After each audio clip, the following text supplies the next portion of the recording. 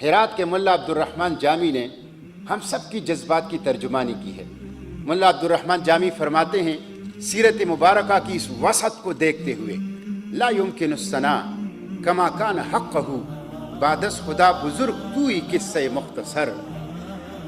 آپ کا ذکر اور آپ کی ثنا اور آپ کی صفت کا حق ادا نہیں ہو سکتا، مختصر یہ کہ اس کائنات میں کائنات کے رب کے بعد جو بزرگ ترین ہستی ہے وہ آپ ہی کی ذات مبارک ہے۔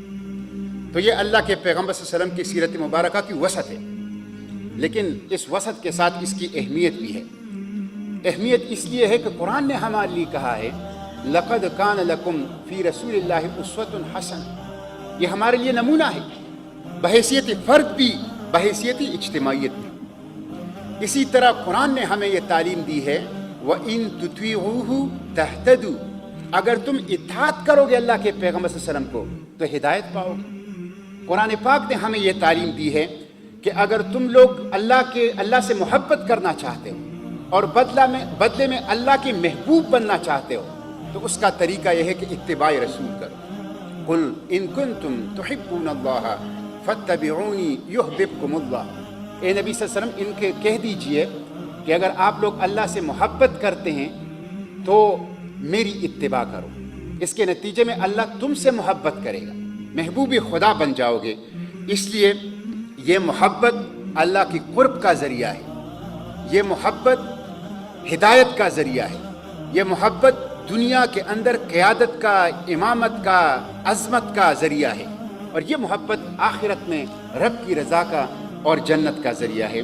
تو یہ اللہ کے پیغمبر صلی اللہ علیہ وسلم کا اسوہ حسنہ ہے جس سے کوئی بھی صاحب ایمان مستغنی نہیں ہو سکتا اور صرف نظر نہیں کر سکتا۔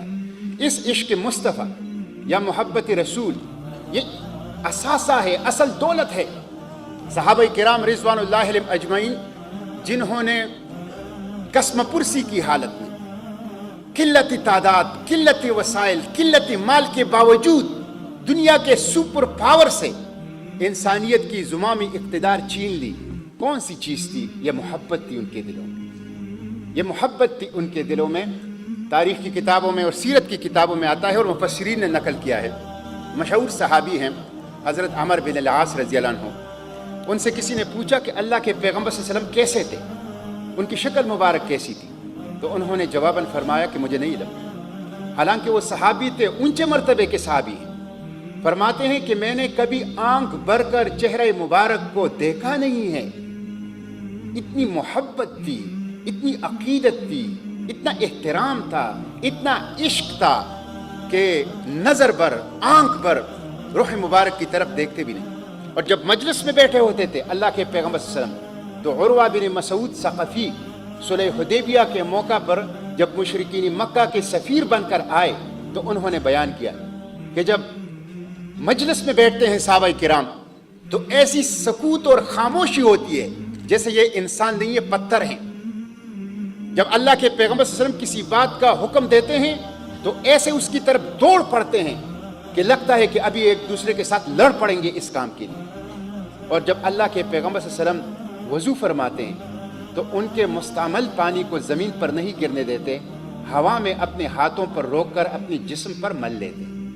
یہ محبت، یہ عشق، یہ صحابہ کرام کا وہ اثاثہ تھا، وہ دولت تھی جس کی وجہ سے وہ قلت مال، قلت تعداد اور قلت وسائل اور قلت اسلحے کے باوجود دنیا کے امام بن گئے اور دنیا کی اقتدار اور دنیا کی اختیار ان کے ہاتھ میں آ گئی۔